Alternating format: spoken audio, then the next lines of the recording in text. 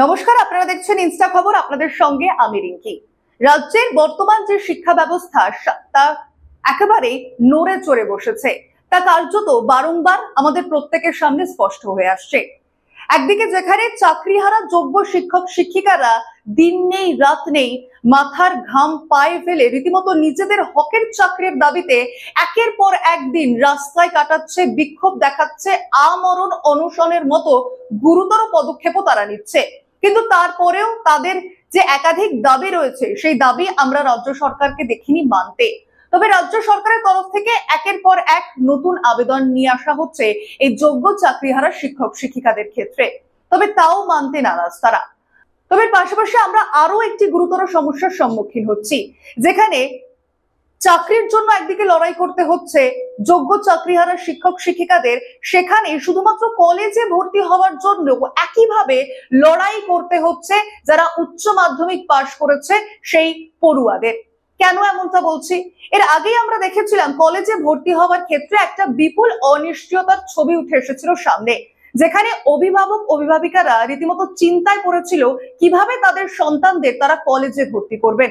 অর্থাৎ একদিকে কলেজে ভর্তির প্রক্রিয়া শুরুই হয়নি, এতদিন হয়ে গিয়েছে, এবং অন্যদিকে তাদের ভবিষ্যৎও রীতিমতো প্রশ্ন চিহ্নের মুখে পড়ছিল। তবে অবশেষে যখন রাজ্যের শিক্ষা দপ্তরের তরফ থেকে একটা নয়া নির্দেশিকা আসলো, বা রাজ্য সরকারের তরফ থেকে একটা নয়া নির্দেশিকা আসলো, যেখানে আমরা দেখলাম খুব শীঘ্রই এই যে কলেজে ভর্তি হওয়ার যে পোর্টালগুলি রয়েছে সেই কেন্দ্রীয় পোর্টালগুলি খুলে দেওয়া হবে।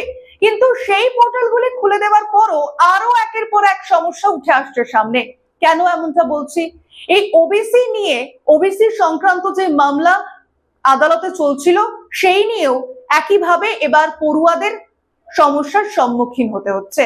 আমরা দেখেছি ওবিসি সার্টিফিকেট নিয়ে রীতিমতো বারংবার প্রশ্নের মুখে পড়েছে রাজ্য, আর তারপর একইভাবে বিরোধীরাও এই গোটা যেই ওবিসি মামলা রয়েছে সেই ওবিসি মামলার বিরোধিতা করেছে। অন্যদিকে দেখা গেছে রাজ্য সরকার ওই ওবিসির পক্ষে বারংবার বিরোধীদের বিপক্ষে সুর চড়িয়েছে। তবে এবার এই রাজনৈতিক কাদা ছোড়াছুড়ি বাদ দিয়ে এবার যেন পড়ুয়াদের বারংবার সমস্যার সম্মুখীন হতে হচ্ছে এই শিক্ষা নিয়ে। কেন এমনটা রাজ্যকে ছবি দেখতে হবে? কেন রাজ্যবাসীকে এমন সমস্যার সম্মুখীন হতে হবে? সেই প্রশ্ন, এবং একইভাবে সেই প্রশ্নের উত্তর না পাওয়ায় ক্ষোভে ফুঁসছে পড়ুয়া থেকে শুরু করে তাদের অভিভাবক অভিভাবিকারাও। আর এবার নতুন করে যখন কলেজে ভর্তির পোর্টালগুলি, কেন্দ্রীয় পোর্টালগুলি চালু করা হলো রাজ্যের তরফে, সেখানে আবারও এই ওবিসি মামলা নিয়ে যেন টালমাটাল ছবি উঠে আসছে সামনে। যেখানে জানা যাচ্ছে এই কলেজে ভর্তির পোর্টালগুলির দ্বারা যেখানে ছাত্রছাত্রীরা কলেজে ভর্তি হতে পারতো, এমনিতেই একটা লম্বা সময় অতিবাহিত হয়ে গেছে। তারপর অবশেষে এই ভর্তির যে পোর্টালগুলি খোলা হয়েছে, তারপর এই ওবিসি মামলা নিয়ে আবারও যেন একটা টালমাটাল পরিস্থিতি গোটা রাজ্যের উচ্চ মাধ্যমিক পাশ করা পড়ুয়াদের ক্ষেত্রে। যেখানে আমরা দেখছি সরকারি বিভিন্ন কলেজ বা ইনস্টিটিউটে ভর্তি হওয়ার ক্ষেত্রে একটা লম্বা সময় অপেক্ষা করেছে এই উচ্চ মাধ্যমিক পাশ করা পড়ুয়া এবং তাদের পরিবার পরিজনেরা। সেক্ষেত্রে এবার যখন সদ্য এই পোর্টালটি খোলা হলো, সেক্ষেত্রে দেখা যাচ্ছে একের পর এক বাধা এসে দাঁড়াচ্ছে তাদের কলেজে ভর্তি হওয়ার ক্ষেত্রে। কেন এমনটা বলছি? ওবিসি মামলার কথা আমরা প্রত্যেকেই জানি রীতিমতো আদালতে বারংবার প্রশ্নের মুখে পড়তে হচ্ছে রাজ্য সরকারকে।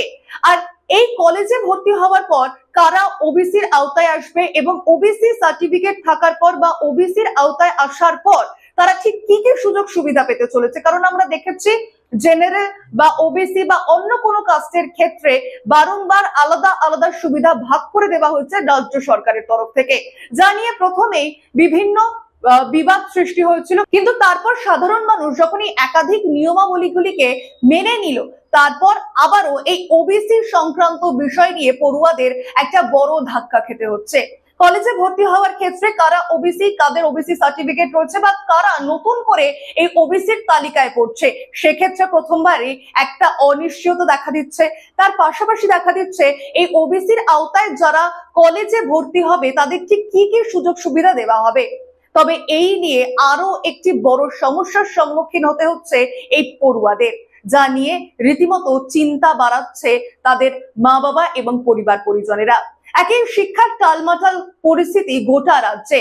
একদিকে চাকরিহারা যোগ্য শিক্ষক শিক্ষিকারা, অন্যদিকে গ্রুপ সি গ্রুপ ডির একটা মামলা চলছে, তারপর এই নতুন করে ওবিসি মামলা। রাজ্য সরকার ঠিক কোন দিকে হাঁটতে চাইছে সেই নিয়েও একের পর এক অনিশ্চয়তা সৃষ্টি হচ্ছে সাধারণ মানুষের মনে। তবে এই খবরের দিকে অবশ্যই আমরা নজর রাখছি, আপনারাও নজর রাখুন ইনস্টা খবরে।